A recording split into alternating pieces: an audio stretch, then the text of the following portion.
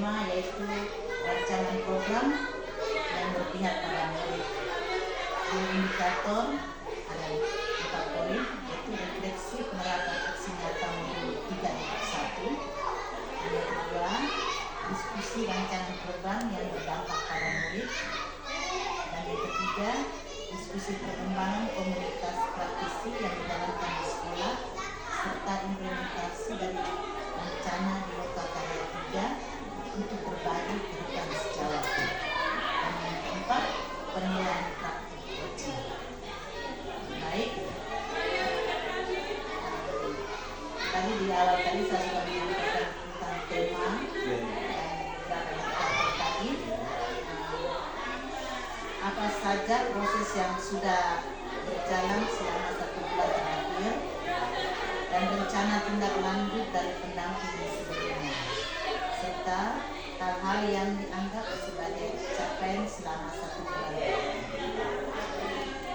Jadi untuk informasi Ibu sudah hadir di sini di pendamping yang 5 ini, dan untuk menjawab pertanyaan yang saya sampaikan bahwa semangat proses pembangunan saya selama 1 bulan ini, saya bersyukur bahwa selama 1 bulan ini saya menjalani beberapa kegiatan yang sangat luar biasa dari pendidikan Lubuk Merah. Jadi untuk secara besar bahwa dalam 1 bulan ini sangat luar biasa saya mengikuti di modul 3.3. Kemudian yang kedua, untuk rencana tindak lanjut atau tindak lanjut dari pendampingan individu 4 sebelumnya, itu saya sudah menjalankan apa yang telah dilaksanakan pada pendampingan itu. Jadi mungkin tidak semuanya 100% saya jalankan, tetapi sudah berjalan sesuai dengan yang disampaikan pada pendampingan sebelumnya. Untuk area pencapaian selama ini, selama 1 bulan ini, di sini saya mulai untuk menyusun atau memilih program bagaimana yang berpihak pada murid. Bagaimana supaya dan sekarang saya jalankan ini adalah program Isra Future, di mana saya membuat program latihan futsal pada anak-anak di sekolah sini. Itu yang saya lakukan dalam program sebulan. Baik sekali Karismani, saya sangat mengapresiasi dan mengucapkan terima kasih Karismani telah berbagi praktik baik yang Karismani lakukan di sekolah. Dan sebelum itu saya meminta hasil observasi pembelajaran dari rekan sejawat. Apa sudah siap? Sudah siap dan saya sudah melakukan komunikasi melalui video, dan untuk ini nanti saya akan berikan ke Anda. Terima kasih.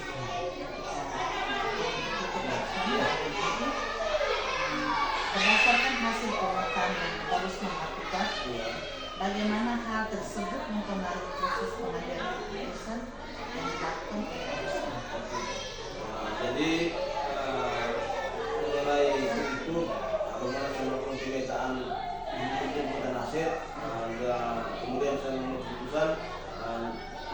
Hal ini bisa sangat berpengaruh Ibu, karena di dalam pemetaan aset ini ada hal-hal yang mungkin bisa dimanfaatkan aset itu untuk keberpihakan sendiri. Bagaimana kita bisa memanfaatkan aset yang ada di lingkungan sekolah untuk kepentingan murid atau tercapai atau perkembangan murid. Jadi hal itu sangat berpengaruh dalam sebuah pengambilan keputusan. Jadi untuk itu menurut saya bahwa pengambilan keputusan bisa dipengaruhi besar oleh aset yang ada di lingkungan sekolah.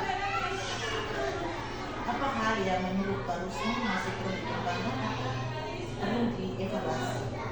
Untuk hal yang dikembangkan atau yang menurut saya masih ada. Jadi dalam suatu kegiatan pengambilan aset, kita pasti ada hal yang mungkin kurang di sini. Jadi hal yang ingin dievaluasi itu yang pertama, bagaimana saya menyusun aset dengan baik atau pengelolaan aset dengan baik, sehingga bisa betul-betul bermanfaat untuk pencapaian atau pengembangan murid.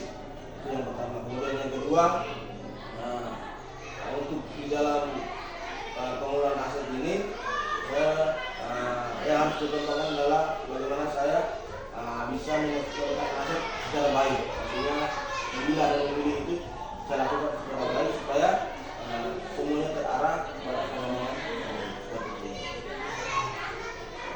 Apa hal yang menurut Pak Rusman mendukung keberhasilan dan keputusan yang Rusman ambil? Oke. Hal yang sangat yang pertama ini, hal yang pertama yang mendukung saya dalam pengambilan keputusan yang berhasil karena yang pertama saya mendapat dukungan dari rekan sejawat dan sekolah dalam mengambil keputusan. Kemudian yang kedua, untuk mengapa hal itu bisa terjadi karena aset yang ada di sekitar sekolah seperti aset manusia dan lain sebagainya, fisik dan lain sebagainya bisa mendukung apa yang saya lakukan.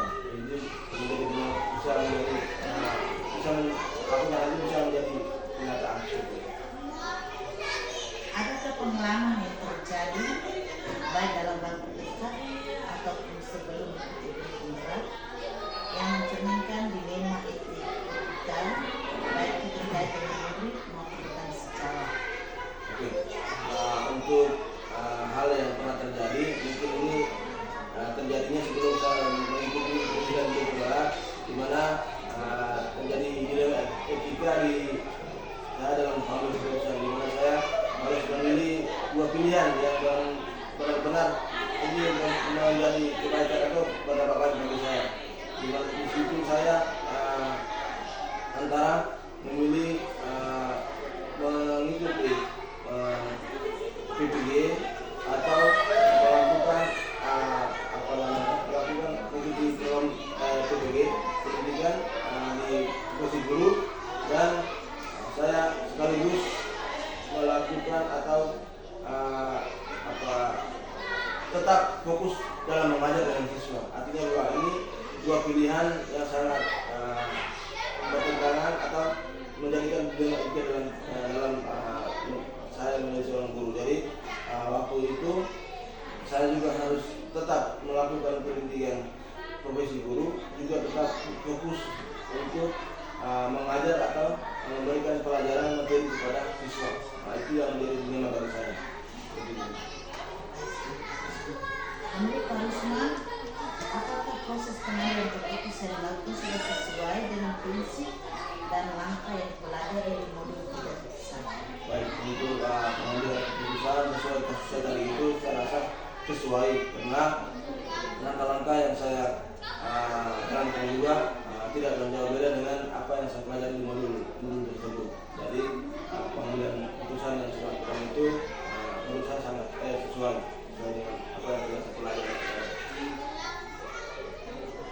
Apa hal yang menurut Pak Rusman masih perlu dikembangkan atau perlu dievaluasi dari proses pengambilan keputusan tersebut? Untuk hal yang perlu dievaluasi yang ingin saya sampaikan bahwa dimana saya harus memilah atau memilih dengan baik, keputusan itu bisa berdampak baik kepada semua pihak. Jadi di sini saya perlu memperdalam pengetahuan tentang bagaimana keputusan saya ambil itu tidak memberatkan satu pihak satu sisi, tetapi memberikan manfaat atau berdampak baik kepada dua pilihan tadi.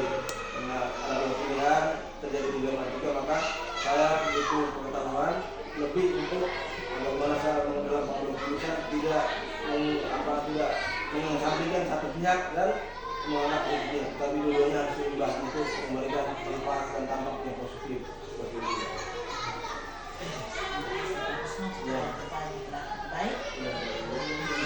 Sekarang kita ke rancangan program yang berdampak pada murid.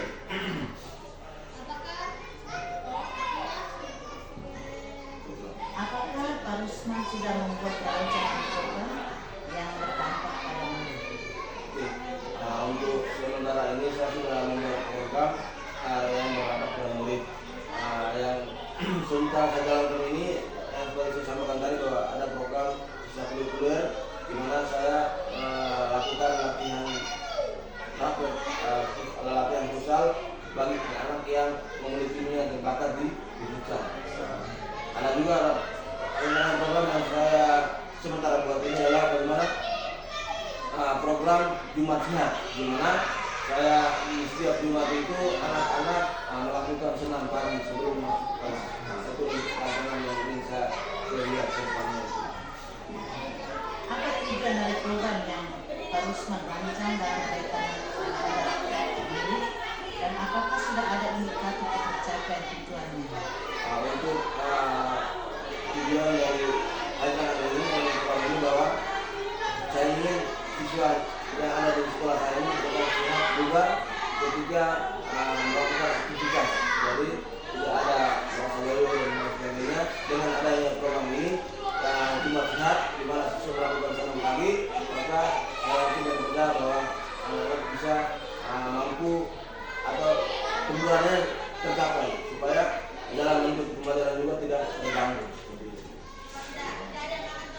Apakah keseluruhan proses sudah sesuai untuk mencapai tujuan ini? Ya, untuk rancangan program ini saya rasa sudah sesuai karena semua ini berpihak pada murid. Bagaimana murid melakukan senam pagi sebelum kegiatan pembelajaran, khususnya di hari Jumat. Dan apa saja yang Pak Rusman lakukan untuk menerapkan program yang sudah dibuat? Oke, yang pertama tentunya bahwa bukan materi di mana saya harus menyiapkan alat seperti salat konsisten untuk melakukan senam. Yang pertama, kemudian yang kedua saya harus mendapat dukungan dari kepala sekolah, ada kemampuan kepala sekolah dalam melaksanakan atau menjalankan program ini. Kemudian yang ketiga, saya juga butuh dukungan dari wali kelas, karena di sini di kita SD harus ada setiap kelas memiliki wali kelas. Jadi saya butuh dukungan atau persetujuan dari wali kelas untuk mengizinkan atau memberikan kesempatan kepada anak didik di kelas masing-masing untuk mengikuti kegiatan ini atau program ini bersama Jumat Sehat ini. Kemudian yang terakhir adalah dari siswa sendiri.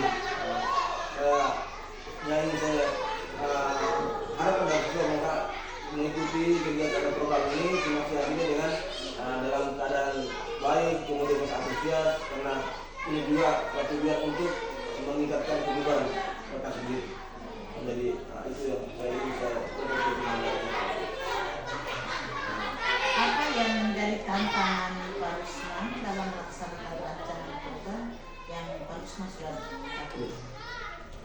Untuk yang menjadi tantangan ini, yang pertama itu di mana saya menyampaikan ini ke sekolah-sekolah, karena ketika menyampaikan ini saya butuh strategi atau butuh konsep yang baik sehingga program ini atau program ini dapat diterima oleh kepala sekolah dengan baik dan tidak merugikan semua pihak seperti itu. Dan kemudian karena juga saya ketika saya menghadapi wali murid ini, karena wali murid ini ada juga sebagian yang tidak mau atau yang tidak setuju dengan program yang saya jalankan ini, tetapi saya juga memberikan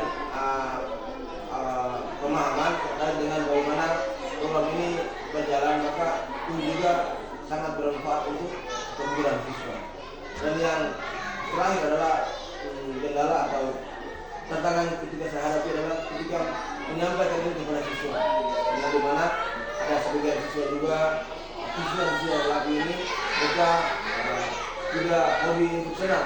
Jadi bagaimana saya harus berlatih dengan mereka bahwa kegiatan senam juga termasuk dalam kegiatan olahraga dan tujuan adalah untuk peningkatan kebugaran mereka seperti ini. Apa yang Pak Rusman lakukan untuk menghadapi tantangan tersebut? Untuk menghadapi tantangan ini, kebetulan saya memiliki rekan sejawat di sini sebagai seorang guru penggarap yang sudah menjadi guru penggarap, maka saya meminta beliau untuk sama-sama meyakinkan mereka kepala sekolah, wali kelas dan siswa. Saya minta ini guru penggarap ini untuk bersama-sama dengan saya bagaimana kami meyakinkan kepala sekolah, kemudian guru kelas dan siswa untuk tetap menjalankan program ini. Jadi yang saya lakukan itu cuma meminta rekan sejawat yang adalah guru penggarap sudah menjadi guru penggarap, saya minta mereka untuk bersama-sama berkolaborasi untuk bagaimana kami meyakinkan pihak-pihak untuk kepala sekolah ini kita bisa menjalankan aktivitas atau program masyarakat. Yang berbeda pendekatan. Pendekatan. Salah satu pendekatan dengan sekolah, tapi lalu kolaborasi juga dengan pengarah lain yang ada di sekolah. C. Perkembangan komunitas praktisi.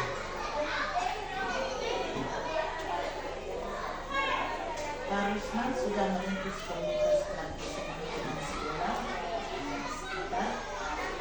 Bagaimana peran komunitas ini terhadap proses belajar Pak Rusman? Oke, baik untuk bagaimana saya merintis ini ya, saya berpikir bahwa yang pertama ada guru juga yang sebelum menjadi guru penggerak, jadi saya tidak kesulitan untuk merintis komunitas di sekolah. Jadi setelah saya merintis bersama dengan guru penggerak ini, kemudian kami mulai melakukan kegiatan di mana bisa memudahkan saya dalam menjadi guru penggerak, di mana kami beberapa kali melakukan kegiatan atau berbagi praktik bersama di dalam komunitas praktisi seperti ini. Apa saja perubahan yang menyenangkan yang Pak Rusman alami dari komunitas praktisi? Baik, artinya yang pertama saya ingin sampaikan terutama adalah bagaimana kami bisa berkolaborasi dengan rekan sejawat dalam komunitas praktisi di berbagai kegiatan yang kami lakukan. Kemudian yang kedua adalah kolaborasi, kemudian yang kedua adalah berbagi praktik baik. Artinya kami sesama rekan sejawat di komunitas praktisi ini berbagi praktik baik dalam hal apapun. Tentunya bertujuan untuk pengembangan setiap guru yang ada di lembaga pendidikan di komunitas praktisi kami. Di mana beberapa kali saya juga menjadi narasumber untuk memberikan atau berbagi praktik di dalam penyusunan PMN, kemudian juga berbagi praktik baik di dalam administrasi yang budaya positif seperti itu. Jadi kami saling berkolaborasi dan berbagi praktik baik. Itu yang kami lakukan di komunitas praktisi. Apa rencana yang akan Pak Rusman lakukan di komunitas praktisi setelah Pak Rusman apakah selesai dari situ atau berlanjut terus? Baik, untuk tidak lanjut selanjutnya terlalu untuk menangani program atau komunitas praktisi ini bahwa kami pada tahunnya ingin menyusun konsep yang atau konsep secara baik, artinya bahwa komunitas praktisi ini mau dibawa kemana, artinya harus mempunyai program tersendiri dalam komunitas praktisi. Jadi dalam satu semester kami bisa melakukan atau berbagi praktik baik berapa kali, bahkan pertemuan berapa kali. Jadi hal itu yang ingin saya lakukan mengenai komunitas praktisi. Dan terakhir saya juga ingin mengembangkan komunitas praktisi ini bukan hanya di sekolah tetapi di luar lembaga. Artinya kita sama dengan pihak sekolah lain untuk saling berbagi informasi dan bertukar narasumber dalam setiap kegiatan yang dilakukan komunitas praktisi. Itu yang ingin saya lakukan. Jadi komunitas ini tidak berhenti di sini, Tidak Pak Rusman berhenti. tetap Tidak dari berhenti. dosen. Apa dukungan Pak Rusman yang perlu untuk komunitas praktisi agar bisa terus belajar bersama? Untuk dukungan pertama yang menjadi tonggak utama dalam suatu komunitas seperti adalah bagaimana kolaborasi anggota komunitas itu. Jadi pertama adalah kolaborasi di dalam komunitas itu yang perlu dikuatkan. Jadi kita perlu membangun kolaborasi yang baik sehingga tidak ada celah untuk komunitas praktisi ini lemah dan tetap berjalan. Kemudian yang kedua ingin saya lakukan pula dimana saya bisa menghadirkan narasumber yang bisa menjadi pemateri atau menjadi membagikan praktik baik di sini yang menyangkut berkaitan dengan pengembangan anggota komunitas praktisi. Seperti kalau bisa mengundang fasilitator atau dari luar yang memiliki pengetahuan lebih untuk berbagi praktikan dengan kami. Jadi bukan hanya di lingkup lembaga saja, tapi saya ingin menghadirkan fasilitator untuk memberikan praktik baik, tentunya yang bertujuan untuk mengembangkan profesi kami atau pengetahuan kami secara berkelanjutan. Suatu program yang sangat Iya, baik iya.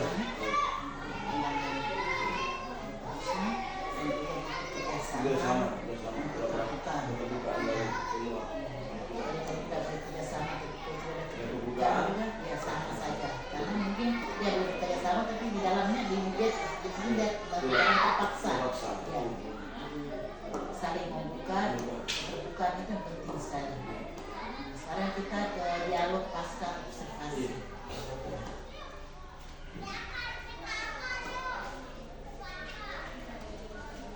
Tujuan percakapan dari hasil analisis data observasi pembagian sejawat analisis yang Pak Rusman sampai di pertemuan sejawat kemarin, apakah sesuai dengan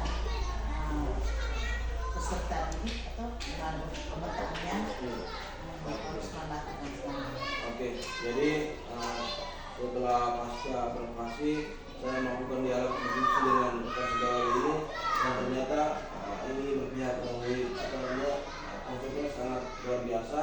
Di dalam kegiatan pembelajaran rekan sejawat ini melakukan kegiatan pembelajaran yang berpihak pada murid, dan beliau ini sudah melakukan pembelajaran yang berkonsentrasi, artinya berpihak pada murid dan membantu murid dalam sesuai dengan kemampuan dan pengetahuan mereka seperti ini. Dalam melakukan percakapan kembali dalam percakapan, apakah harus menemukan area pengembangan dan perbaikan ini yang hendak dilakukan kepada rekan sejawat? Ya. Untuk area pengembangan yang mungkin atau harus diperbaiki di sini adalah rekan sejawat tersebut harus memaksimalkan dalam penggunaan media pembelajaran, di mana harus memaksimalkan bagaimana menggunakan atau membuat media pembelajaran yang lebih menarik lagi untuk hasil kemarin untuk lebih menarik pelajar siswa.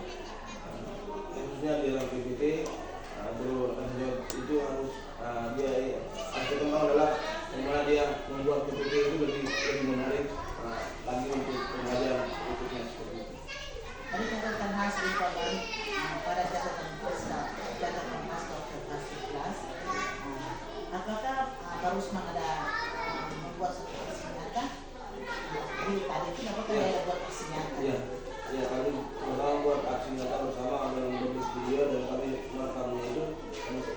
Diskusinya itu terjadi setelah kami itu melakukan pembelajaran, dan kami pulang kali itu akan membuat aksi nyata dan kami buat video. Jadi dari rencana aksi pengembangan tadi, dari aksi pengembangan ini teman sejawat dicatat kepada lembar rencana pengembangan ini di format refleksi diri latihan coaching yang dilakukan rekan Rusman bersama rekan sejawat. Apakah dicatat pada refleksi diri latihan tadi antara coaching tadi, apakah Pak Rusman lakukan tidak? Catat tidak? Perubahan kami gunakan itu dalam coaching, sehingga memiliki sehingga bisa menjadi acuan kami untuk memperbaiki diri untuk profesi. Sekarang bagian akhir pendamping kita. Hari ini kita akan refleksi terhadap proses pendampingan setelah Pak Rusman menjalani program pendidikan guru penggerak ini, apa hal yang menurut Pak Rusman kuasai dari materi-materi yang sudah dipraktekkan dari semua pendampingan yang kemarin dan pendampingan pertama sampai hari ini, mana yang Pak Rusman sudah menguasai materi yang Untuk materi yang apa yang menurut saya pribadi yang saya sangat kuasai dari penampilan awal sampai saat ini adalah gimana materi itu tentang materi coaching ini di dari 2023 dimana saya bisa mampu memahami dengan baik bagaimana proses coaching itu dilakukan dari pra hingga pasca. Jadi itu bukan saya menitik beratkan satu hal, tapi materi-materi lain juga saya pahami, tapi untuk coaching ini saya mendalami dengan baik sehingga prosesnya nanti saya bisa mempraktikkan atau mengimplementasikan dalam iklan dia di sekolah saya dengan 3 hal tadi, dengan 3 langkah tadi: pra, intervasi, dan pasca. Jadi melalui coaching kita bisa menggali pengalaman dari teman sejawat tadi, apa yang dia butuhkan untuk kekurangan apa yang dimiliki.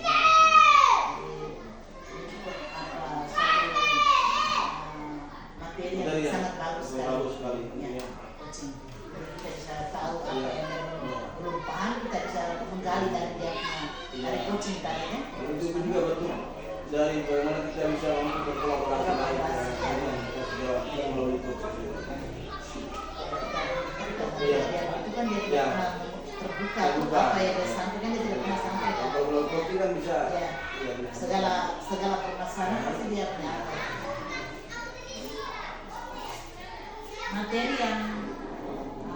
materi apa yang Pak Rusman masih rasakan membingungkan dan ingin dipelajari lebih dalam. Tadi kan Pak Rusman sudah senang yang saya lebih memahami di materi coaching, dan sekarang materi yang mana yang masih membingungkan Pak Rusman. Untuk memahami materi yang saya ingin baca di sini adalah di mana saya itu materi yang mengenai pengolahan hasil. Menghasil yang hasil itu bagaimana saya bisa mengolahnya sehingga bisa berdampak pada itu yang membuat saya masih belum perlu saya dalami lagi. Bagaimana saya bisa mampu mengelola hasil yang ada di sekitar dengan baik sehingga bisa memberikan dampak baik terhadap murid. Jadi itu yang saya lebih perdalam lagi. Apakah yang lain-lain tidak ada seperti segitiga distribusi atau tanpa atau baja itu kan masih bagus sudah. Kemudian selain dari pengelolaan hasil itu ada mengenai yang segitiga restitusi itu. Jadi butuh penerapannya, untuk pemahamannya saya memahami, tapi dalam proses penerapan atau implementasinya itu memperdalam lagi. Kemudian yang berikut mengenai baja itu juga untuk konsepnya saya juga sudah paham, tetapi dalam implementasi prakteknya butuh pendampingan lagi, butuh pemahaman lagi di dalam. Mungkin ada orang atau mungkin rekan sejawat yang lebih paham mengenai itu, bisa saya nanti akan meminta atau meminta pendampingan dari mereka. Artinya bahwa butuh pemahaman yang lebih dalam sehingga bisa saya terapkan bagja atau kira-kira institusi ini lebih baik, lebih berpihak, lebih sesuai gitu. Tadi ada yang sudah memahami, ada yang masih membingungkan. Paling sulit itu mungkin bagja baik, bagja itu perkembangan. Terima kasih Pak Rusman, kita sudah sampai ke ujung kegiatan kita ini, dan saya sangat mengapresiasi dan mengucapkan terima kasih karena Pak Rusman sudah berbagi praktik baik untuk saya dalam pendampingan webinar ini. Lalu untuk mengingatkan Pak Rusman dalam menentukan dan mengikuti survei tentang kompetensi guru penggerak di umpan balik 360 derajat, kegiatan ini sudah harus dilakukan sebelum pelaksanaan pendampingan yang harus dilakukan oleh Pak Rusman yaitu calon guru penggerak. Dalam hal itu yaitu satu, menyebarkan kuesioner survei umpan balik 360 derajat sesuai bidang dan jenjang yang dilampaui oleh guru penggerak dengan responden kepala sekolah, rekan guru dari 5 orang dan perwakilan murid dari calon guru penggerak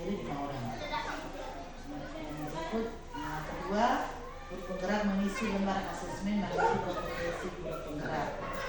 Yang ketiga, guru penggerak membuat refleksi tertulis terkait umpan balik dari para responden dan hasil asesmen mandiri. Refleksi ini diunggah di LMS pada bagian pendampingan individu 6. Lalu untuk melakukan diskusi terkait pemetaan aset, pelaksanaan sebelum P6 dilakukan. Adapun hal-hal yang harus dilakukan oleh Pak Rusman sebagai calon guru penggerak, yaitu satu, menentukan jadwal diskusi pemetaan aset dari kepala sekolah. Tadi seperti yang tadi Pak Rusman sampaikan, aset itu kan hanya aset berupa barang tapi menyangkut keuangan. Bukan Pak Rusman sana pergi harus mencari tahu kepala sekolah dekat punya keuangan. Itu terbuka lagi. Namanya harus kita semua harus tahu ya. Yaitu lalu mengundang aktor kepala sekolah, rekan guru, murid, orang tua kita pakai komite saja dengan kita cukup saja. Jadi guru, orang tua, komite tadi bersama kepala sekolah.